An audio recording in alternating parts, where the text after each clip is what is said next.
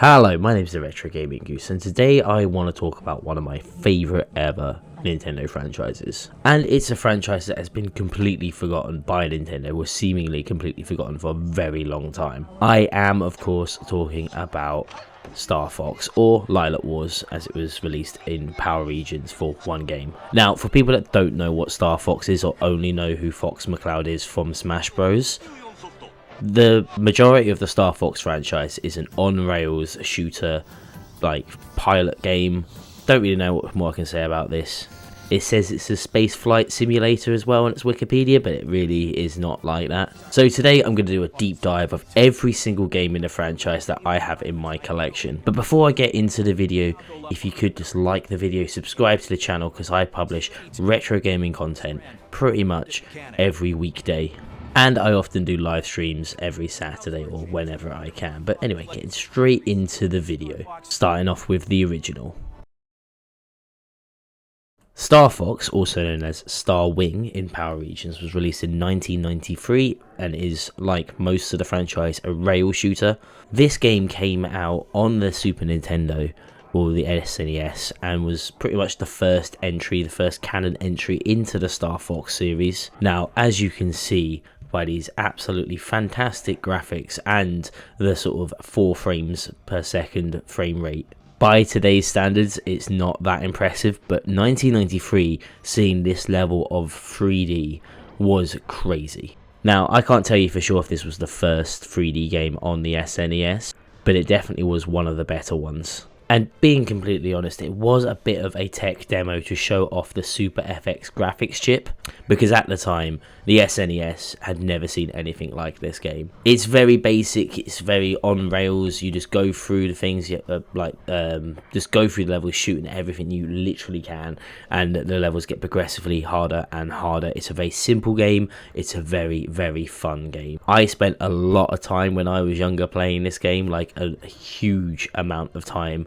playing this game. It wasn't the first Starfox game that I played, that goes to a different game which we'll talk about in a minute. But basically, to understand like the way that I played games when I was younger, whatever console my brother and sister had, I got the hand-me-down console. So when my brother and sister had the PlayStation 1 and the N64, I had an SNES and Mega Drive, so I had like a back catalogue of games. So even though the first Starfox game I played was on a different console, this was definitely one that I played the most, because this was the sort of the console that I was given and the game that I was given to play. So I'm not going to lie, it probably does have a little bit of nostalgia to it, to how much I like this game, but that being said, it is a very fun game. It is considered to be one of the greatest video games of all time, but take that with a pinch of salt, because people say that about games that are just, by today's standard, okay. Now, what you will find out throughout the franchise, and as I talk more and more about the Starfox games, is that they tend to reboot the story quite a few times. So the actual story of Starfox hasn't really progressed too much, but that's because they just kind of keep rebooting the franchise. It's happened a fair few times, but we will talk about that as we go along, and I will talk about the story a bit later on in this video. But overall, I would say absolutely fantastic game. You can play it on the Switch online, you can play it on, well, it's quite easy to get a copy for the SNES as well. So this is a game I would absolutely recommend, and it's just such a fantastic game to play. Now, I will be going through these videos in release order, so this is going to take us on to our next game that was released in the franchise. Now, when I think of the Nintendo 64, there's always a few games that come straight to mind. GoldenEye being one of them, Pokemon Stadium, and Super Smash Bros. But then the final one that always comes to mind is Star Fox 64. This game, legendary game. If you want to see a full playthrough of this game, it was one of the very first games that I live streamed on this channel, so you can go back and have a look at that if you want to. I play it through every single route in the game and play the whole game fully out. I think I do one run that's like a no lives run as well. I can't remember, it was like 2 years ago. But Starfox 64, also known as Lilac Wars in Power Regions, was released in 1996 and is a very similar to the first game. It's another rail shooter game. It was developed by Nintendo, and is sort of, it is the second installment in the series, but it's also like a reboot because it follows the exact same story. And it was the first game on the Nintendo 64 to be released with the Rumble Pack adapter, like you put into the back of your controller, so you could actually get vibration in your controller.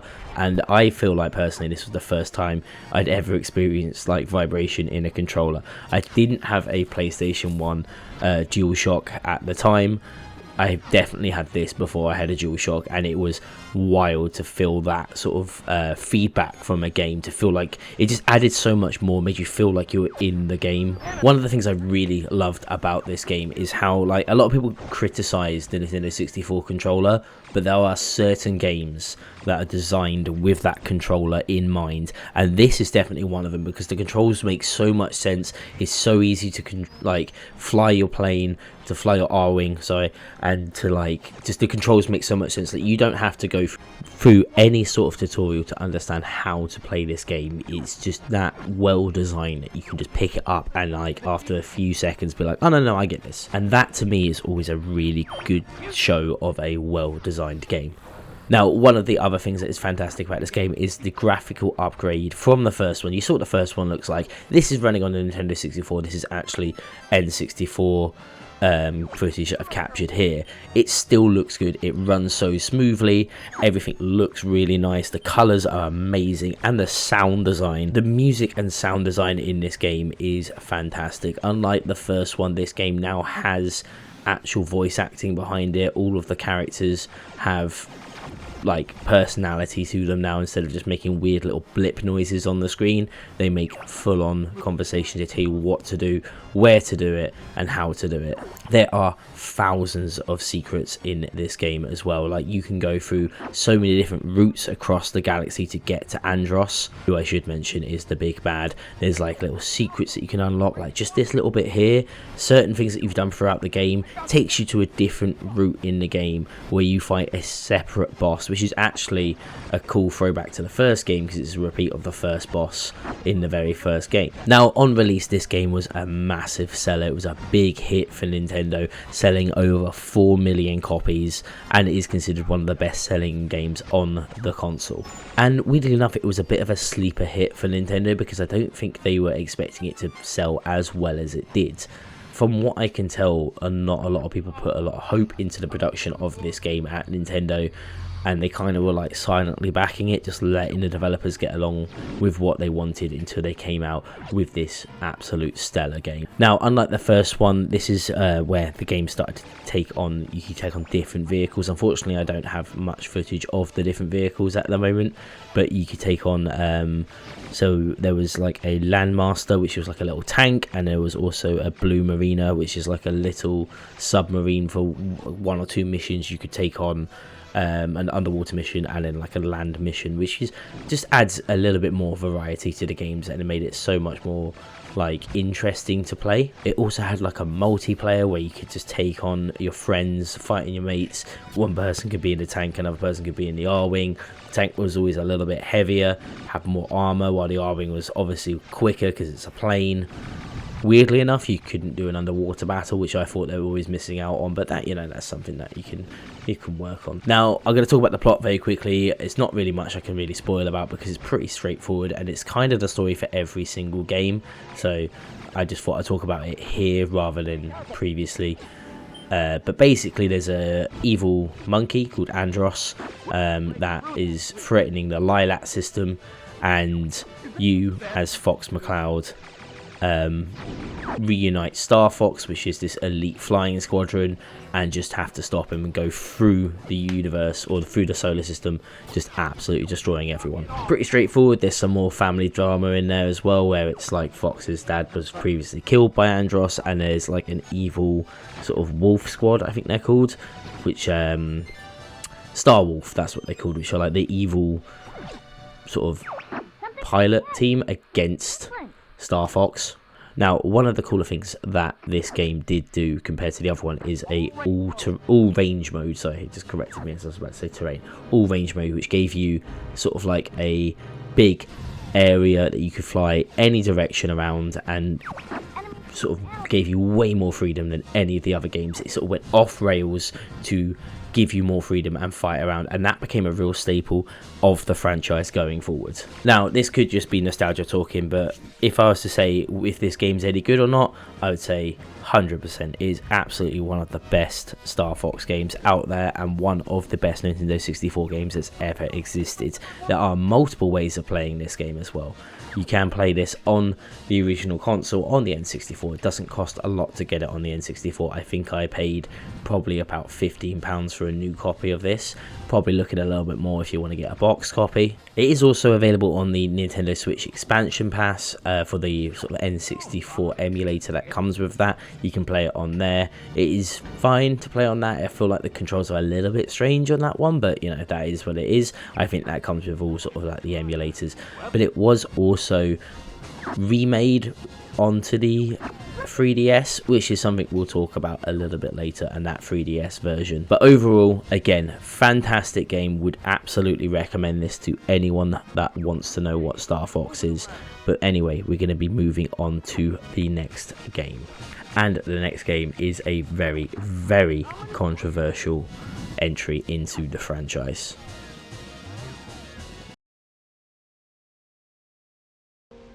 Now, Star Fox Adventure, what a weird game this is. This game came out in 2002 for the Nintendo GameCube. It was just, I don't even know how to describe this game, but if I'm being completely honest, it's not really a Star Fox game. I know this game went through development hell, and like there was lots of changes to it, but for the first time the game sort of went away from its on-rail shooting and decided to go to an action adventure route. It tried to sort of clone The Legend of Zelda in some ways, and weirdly enough everything was dinosaur themed. It was all taking place on a dinosaur planet, and there were weird dinosaur medieval stuff going on, but like steampunky stuff. I don't know, I don't really know how to explain this game. If I'm being completely honest, I haven't played this game for that long. I probably played it for just enough to decide if I liked it or not. It's one of these Star Fox, I think it's the only game in the official Star Fox like franchise that I've never actually completed, just because it doesn't seem like a Star Fox game to me. It just has the characters in it. It's like making the claim that Smash Bros is a Star Fox game because some of the characters are in it. But when doing a little bit of research into this, now I'm not going to go too far into this because I want to talk about other stuff in this game or in this like franchise. But when looking into this game, basically what happened is at the time in Nintendo, they were developing two separate games. They were developing a new Star Fox game, and they were developing another game called Dinosaur Planet. Both of these games were sort of being created by Rare at the time, and they've been in development since around 1997. So roughly when the first Star Fox finished, they went and started developing a second like sequel to it. Now it says here that Shigeru Miyamoto himself convinced Rare to merge the two projects together, and for some reason they agreed to that because it's not really anything. That's the problem, because it's a mix of so many things. It's not really an anything game, if that makes sense. But the game was released in 2002 and is actually Rare's only GameCube game, as it was the final game that they ever developed for Nintendo, well, for a Nintendo home console, because shortly after that they were acquired by Microsoft. Now, weirdly enough, when the game was released, it got sort of quite decent reviews. It's a very middle of the road sort of game. I don't think anyone hated it, I don't think anyone loved it. That's basically what I can say about this game.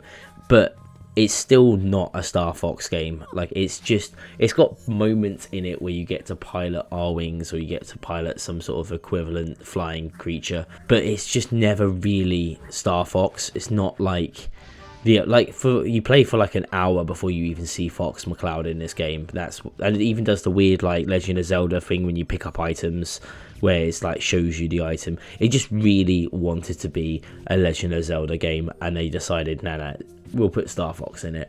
That's pretty much what this game is. I'm not going to talk too much more about this game because there's not really much I can say about it, because I just didn't really play a lot of it. But it is in the franchise. It is something that's there. It's technically canon, but I really just wouldn't recommend this game. I don't think it represents what the rest of the franchise actually is. But what we're going to move on to next is another game in the franchise that sort of took it back to the roots of Star Fox and what Star Fox should have been. And it's a game that I only picked up fairly recently as well, because I just didn't know it existed. Starfox Assault. This game came out in 2005 and was developed by Namco, released on the GameCube, and is technically the 4th installment in this franchise. Weirdly enough, it is set on the set after the events of Star Fox Adventures, so Star Fox Adventure is still canon to the rest of this game. And honestly, I never knew about this game growing up. I didn't know it was a thing, and I saw it in a CEX near me. I picked it up immediately because I was like, I just didn't know that there was any Star Fox games that I didn't have. And playing this game, I quite like it. I quite like it a lot. It's a very, very strange game. It's weirdly hard at some stages, and it feels very, very arcadey. And when I say arcadey, I mean it feels like it should be a cabinet game. It's something about the graphics in this game that just makes me think it's like a arcade cabinet. I don't know if it's like the scoring style, I don't know what it is, but it just feels a little bit like I should be putting like coins into this game to keep playing. Now, funnily enough, when Assault was initially announced by Nintendo and Namco, it was actually heavily rumored that there was going to be an arcade game under development and like an arcade cabinet under development, but it was never officially revealed, so no one can really say for sure if they were meant to come out with one. Now, thankfully, the game has gone back to the roots of the franchise and is back as a sort of on-rails flight simulator starship shooter game. That is the best summary I could ever have come up with there. Now, I must just say, if you're watching the capture footage, I'm going to quickly skip through all of this. I don't know why I've left this in, probably just because I wasn't paying attention to what I was clipping. But you should see some gameplay in a minute, and that's what I'm talking about when I say the graphics and how it all looks and how it all feels like an arcade cabinet. Now, the game is split up. The gameplay is divided into some very distinctive sort of stages or like types of play, where you can either take on the R-Wing, which is what you're seeing at the moment, or there's a few missions where you get to drive the tank again, which is even more fun. And weirdly enough, that you actually get to be able to get out of your R-Wing or your like Land Raider tank and run around and do certain tasks like deactivate bombs, things like that. It happens very few and far between, but it is a nice little touch to the game. Now, most of the missions are like on rails. You go and sort of like through the missions, shooting everyone down. There are other missions where you have free control of to where to fly and where to go as you fly through the map. And some missions give you complete freedom just to like sort of get out the R-Wing whenever you want, which adds a nice little touch of freedom to the game. There is absolute minimal combat when you're fighting in the sort of like the run and gun sort of like on foot sections. Very basic, like I can't really say much more. You can do very basic things, just running about, shooting straight forward, that sort of stuff. The game does actually come with a really cool multiplayer as well. It supports up to 4 people that can play like multiplayer, sort of like quad screen or split screen, whatever you want to call it, basically because there's 4 ports on the GameCube, which I think is a nice little touch that everyone can play this. But I would say it does start off a little bit limited. You have to unlock quite a few stuff or things to get into the multiplayer and have a lot of fun, and you unlock stuff by completing the main story, so it's kind of, it does that weird like compliment thing, which I like in some games. Like the further you get in the main story, the more stuff you unlock for the multiplayer, which is kind of cool. Guardian Heroes does that, and that's one of my favourite games of all time, so it's not something I'm ever gonna really slight. But as this is a continuation of the Star Fox series and of Star Fox Adventures, it is a continuation of the story, and one of the only times we get a continuation of the story. So basically, after the death of Andros from the evil empire in the first one, his nephew has decided to take up the reign of the evil empire, and he's a bit of a slapstick evil character. He's not particularly great at it, but spoiler alerts, he immediately gets taken out by this weird insect creature, and a new enemy has arrived in the Lilac system. It is a robotic insectoid race of crazy monsters, and they're all fun, but they all sort of die very similarly, where it's just you shoot them, they die. What more do you need? Now, when this game was released, it did receive sort of mixed average reviews. A lot of people sort of rating it sort of the middle of the range sort of game, which I think is very unfair, because I think it is a very, very fun game. It is just a bit too arcadey maybe for the mainstream, but I feel like if you're a big fan of the Starfox franchise, if you like the other games, this game gives just a little bit more. It gives better graphics, much better sound, and it just feels nicer to play in some areas. It's a very smooth game, I will say that. Everything looks smooth, everything's very colourful, it's very nice and very sort of like pleasant to play. I will say this boss is an absolute dick though, very hard to fight or work out what you're supposed to be doing or to dodge any of his attacks. He will just break your wings, and it's the first boss in the game as well, which is very annoying for me. But overall, I would kind of recommend this game. I would say it is for fans only. I would say if you enjoy other Starfox games, give this one a go. It does kind of treat you like a child in the story, but I guess it is for kids, these games. But yeah, that's pretty much all I've got to say about the Starfox Assault. But what we're going to be moving on to now is a game that I have only very recently picked up. I picked up specifically to play in this game, and that of course is Starfox Command. Now this game was a bit of a sleeper hit for me. I picked it up, like I don't normally like DS games, but like especially franchise DS games that are different to everything in the franchise. But I was pleasantly surprised with how fun this game is. Now I have actually bought this game. I do have it. You can see that on my collection on the sort of on my Instagram. But to get any capture footage of this, I had to run it through an emulator. So that's why you see my mouse scroller going around, because I'm playing this on a DS emulator. But Starfox Command came out in 2006.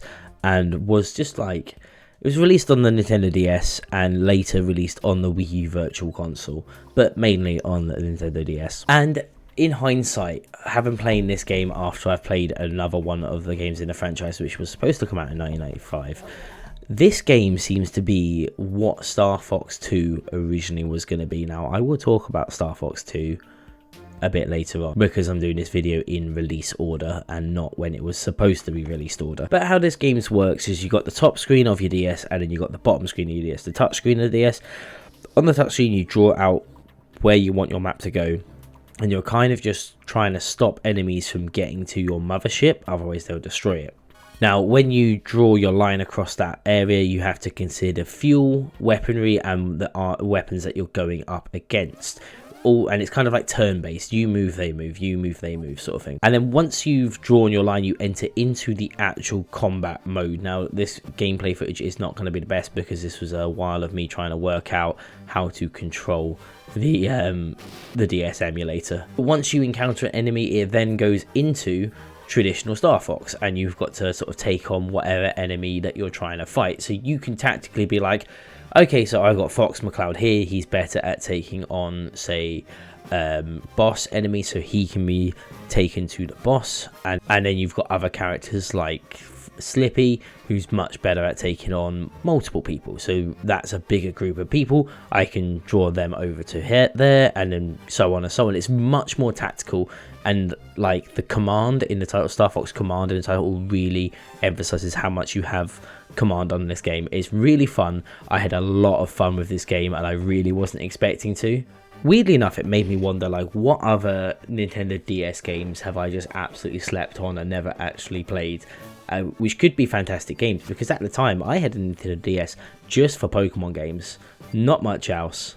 And I picked this game up just because I wanted to complete the Star Fox collection and have every Star Fox game. And then to find out that it was actually a very well made game and really, really good, I was like, well, shocked. You can call me absolutely shocked. Now, what I really like about this game as well is it's got such good graphics for a DS, for Nintendo DS. It just looks really nice. The controls, like the top screen, look amazing. I would say, like, when you're looking at the turn-based section here, it does look a little shit, but it is, I feel like that's part of the aesthetic of it in a weird way. Like, I feel like the bottom screen is made to look all pixelated because you're supposed to be looking at a radar, and you have this like turn-based sort of mechanic where, like I said before, you move, they move, you move, they move, and you've got to sort of like plan accordingly. In some weird ways, it kind of reminded me of XCOM. This would be like baby's first XCOM, because this game can be brutally hard. This mission alone that you're watching me play here, I spent a long time trying to do this, like far too long for a game that was supposed to be from ages E for everyone.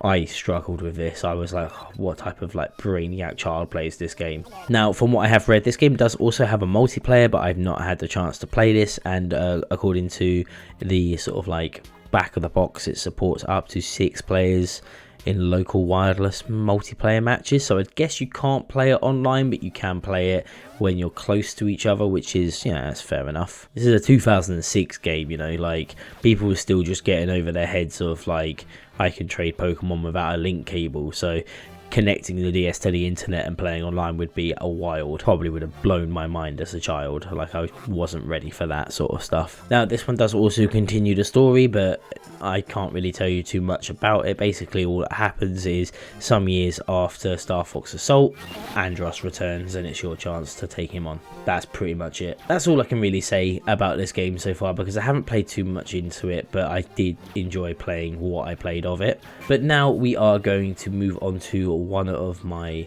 favourite ever Nintendo 3DS games that was ever released. Starfox 64 3D. What a mouthful of a title. This game was released in 2011 and was a 3DS remake of the Nintendo 64 Starfox 64. This was the first in many of the remakes of that game. Well, many of the remakes. There's one more remake of that game. And I would really recommend, if anyone ever wants to play Starfox and they got a 3DS, this is the best version of that. Like, I say that as being a huge fan of the series. I think the additional graphics, everything looks fantastic in this game. It sounds amazing, it looks amazing, it plays silky smooth.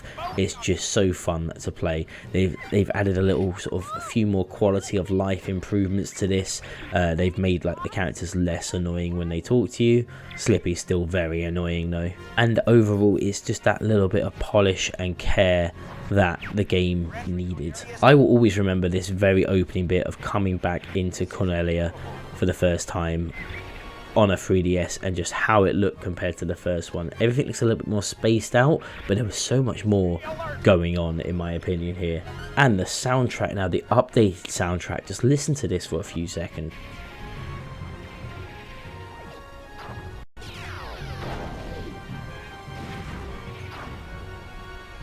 Just all of the new like orchestral build of the new soundtrack and the sound effects that they've added into this now just sounds incredible to me. Like, I don't know whether it's just pure nostalgia bait.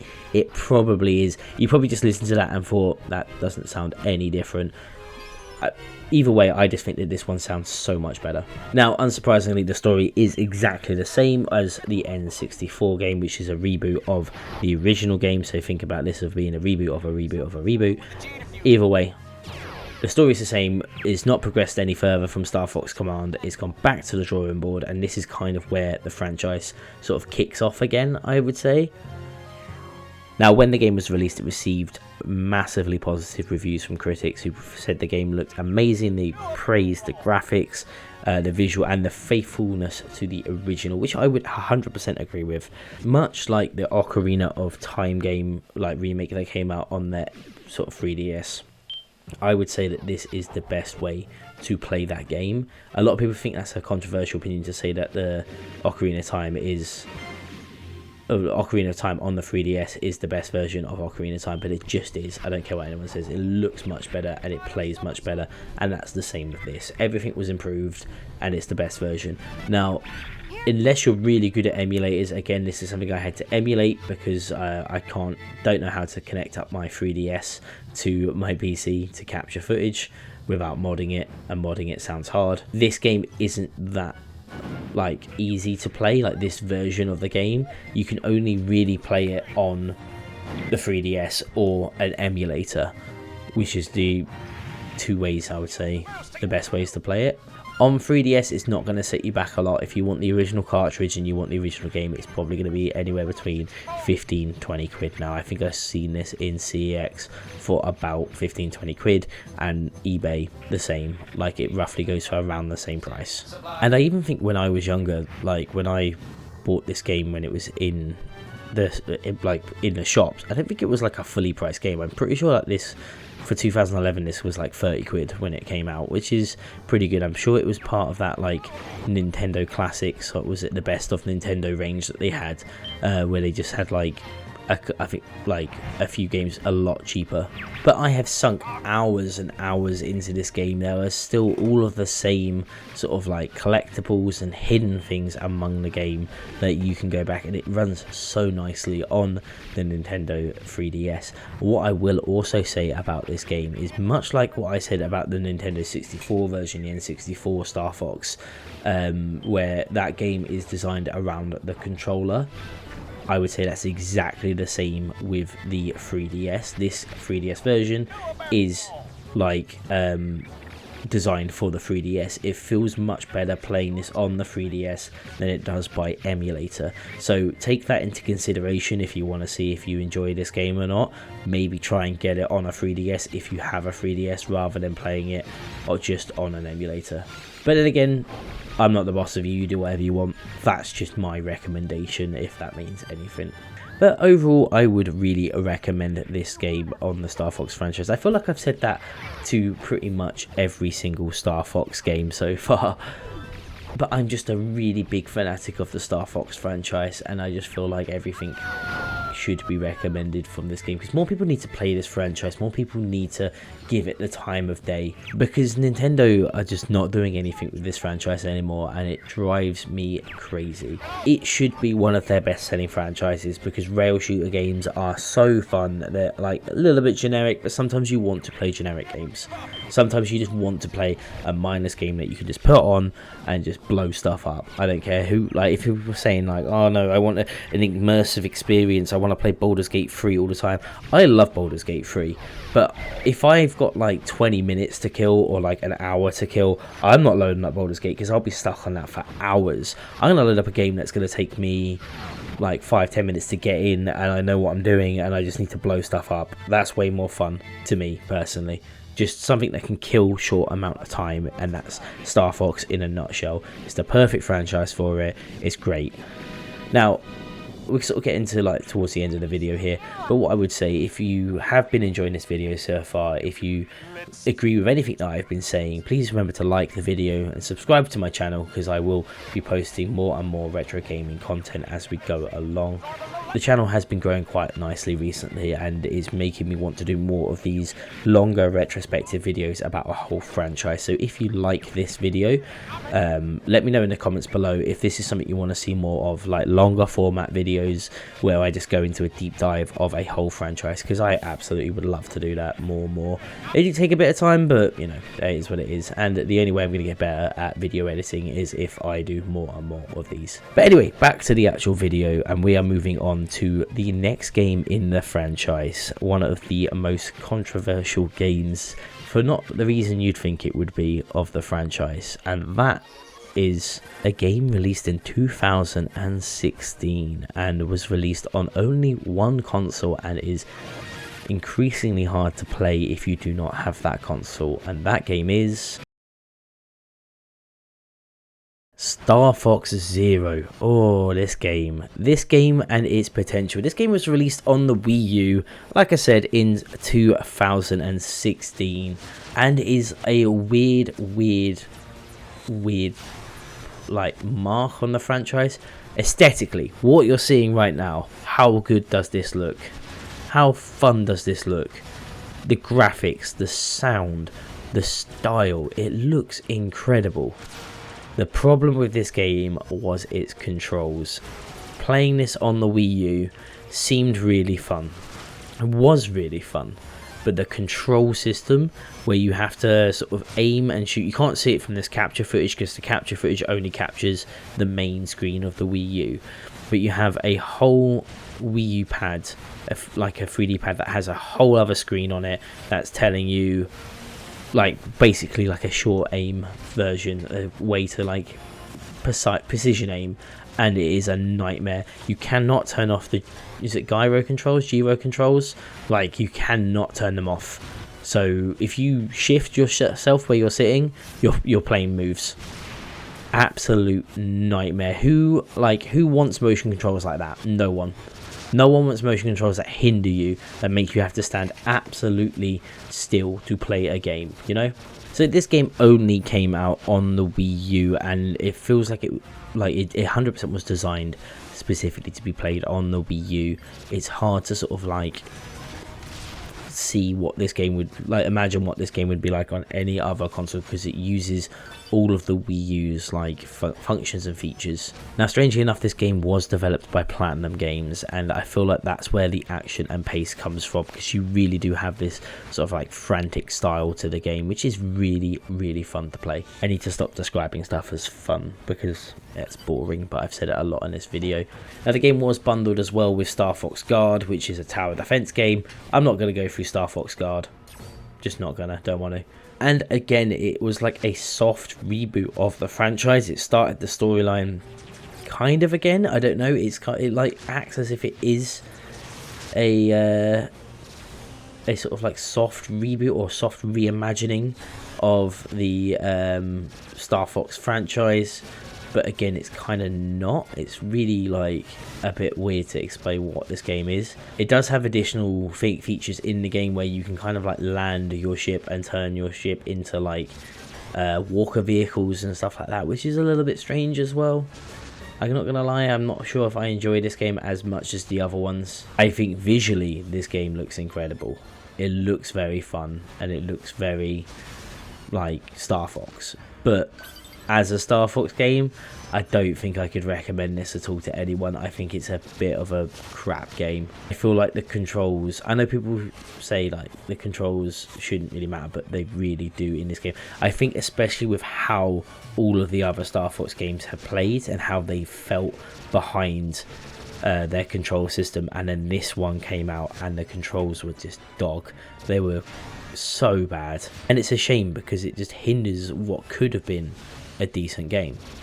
Now, if we look at the reception this game got when it came out, it got very sort of low to like medium scores. The only score that it was given, like high score it was given, was by Nintendo Life, and I'm not saying that they could be biased about a Nintendo game, but you know, Nintendo Life. And everyone seems to have the same criticism, and maybe I'm just basic like that and just copying them, but everyone seems to say in all of the reviews that I've gone through is that the campaign was short and it just didn't, the controls were terrible, which isn't probably the best combination of a game that was released at full price and as like a flagship project to the Wii U.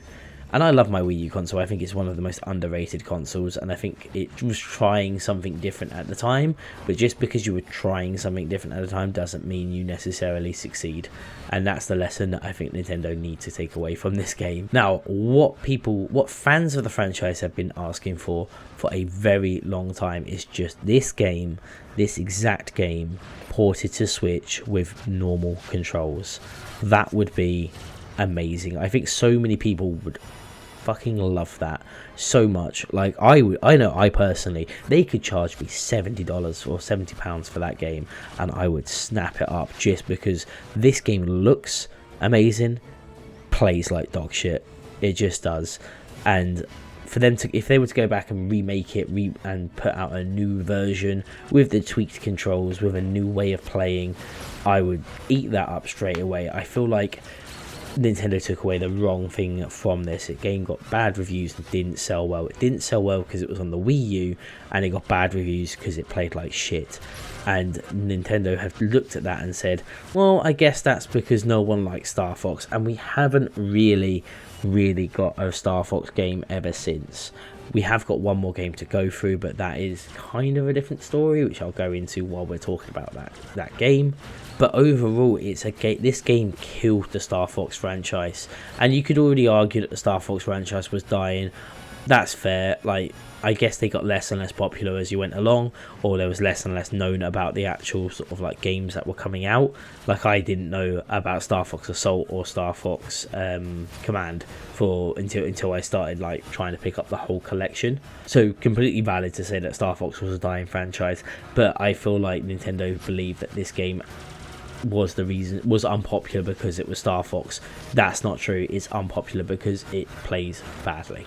Anyway, moving on to the very last game of this franchise that we need to talk about, and it's a bit of a strange one because it's got a bit of a development nightmare behind it, but I will talk about that all in a second. And weirdly enough, we're going to be talking about Star Fox 2 on the SNES, which came out in 2017. Now, this is a strange game to talk about. So this game was actually, so of course, like I just said, talk about Star Fox 2.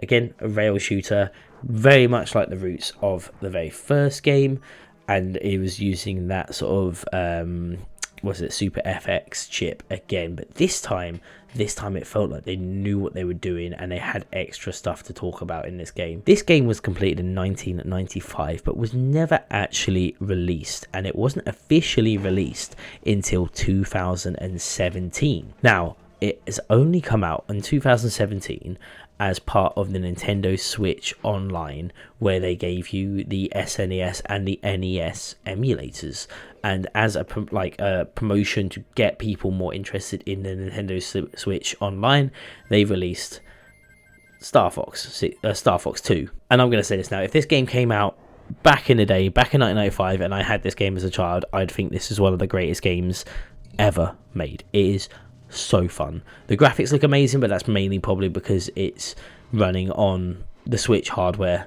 I don't know what it would have looked like on the SNES. I've been after someone to port this to an SNES cartridge for me and play it, but it takes a very similar sort of style of gameplay to Star Fox Command, where you have this big map of the galaxy and you take it in turns to work out what you want to do, where you want to fly. For some reason you're flying in twos, you get to pick your co-pilot, they give you different abilities, and then you just go to where you need to go, fight who you need to fight, and it goes back into the like area assault thing. So you fly up to the target. It's exactly like Star Fox Command, but it's on the SNES. And yeah, it looks a little bit weird and a little bit hard to work out what to do, because it's mainly because I couldn't figure out how to put it into third person mode and I was stuck in first person for a little bit. But you take on, whether it's a boss character, here I'm fighting Pigma, or whether it's like a squadron of enemy fighters, or even trying to disable a missile before it hits a target. Fantastic gameplay. I really enjoyed this game, and it's so available on the Switch as well. Like, you just have to get the online pass and then you've got this game, and I think that's pretty fantastic. Now, apparently this game went through absolute development nightmare, and I can probably see why, because 3D at the time wasn't as well sort of like looked into as most games, like most sort of like gaming formats at the time. So apparently there was just a lot of trouble developing this game. Clearly was, they were trying new things, and it got delayed, and then even when the game was completely finished, it just got put on hiatus. And that's mainly because Nintendo 64 was coming out. So they, even though the game was finished, Nintendo 64 had come out, and they just decided to put focus on the N64, Star Fox 64, and just left this game by itself to do nothing, even though you had a fully released game that they did nothing with. And to me, it's wild that this game came out in 2017 instead, which is like just crazy that they just left it on the cutting room floor until that time, and then were like, oh yeah, no, now we'll release it. Which to me just goes to show that Nintendo do have the ability to put stuff like old hardware, like old games on new hardware. They just don't want to because they don't like us. So the story is a continuation of the original Star Fox game. The antagonist Andros returns to the Lilac system and launches out an all-out attack over Corneria, and using a new fleet of these battleships. And yeah, the Star Fox gets scrambled to fight him back, and that's pretty much the story. But it's cool. I like it. It's simple. SNES games are simple. and you just got to fight back, make your way across the galaxy and take out more and more stuff. But when this game was released in 2017, it didn't get the best reviews. It's sort of middle of the road reviews, which I think is very harsh. I think a lot of people held it up to modern standards rather than the sort of like standards of 1995, which is, yeah, fair enough. Still, the frame rate's not the best, and yeah, it does get a bit chaotic when you're flying around and everyone's trying to shoot you. But, you know, it is what it is. I think it's a fun game in general. I think it's nice. I think it's quaint. It's trying, which is something you can say. And one of the bits I do like is these little cool bits when you fly inside enemy ships and then it becomes a walker game and you're just running around. Very strange, but I like it. I like how quirky it is. There's not really much more I can say about the Starfox franchise, but that was my deep dive into everything Starfox. I love the Starfox franchise. I really do. I've played through every single game now, and I would say that they're all decent games. The ones that I would recommend the most is Starfox 64, maybe the first Starfox. For completely new players, if you want to see if you like the franchise, then ones are probably the best to go. If you want to see if you like retro games, original Starfox on the SNES, maybe avoid Starfox 2 until you like into the games. And the game that I think is probably the best in the franchise probably is Starfox Commander. It was a very, very good game. Like, highly recommend that game. I was really surprised by how much I enjoyed playing that game. Plus as well, it's quite cheap and you can just emulate it if you don't want to pay like 15 quid for that game. But yeah, overall, great. I really enjoy this franchise. Now what I would say is, if you have enjoyed this video, please remember to like the video, subscribe to the channel, and leave me a comment below. What is your favourite Starfox game? I would happily discuss that with anyone below. If you have enjoyed this sort of like retrospective series video where I've talked about every game in the series, then leave a comment, let me know, and I will see if I can do more. It's something that I would definitely want to do. But thank you so much for watching, and I will hopefully see you in the next video.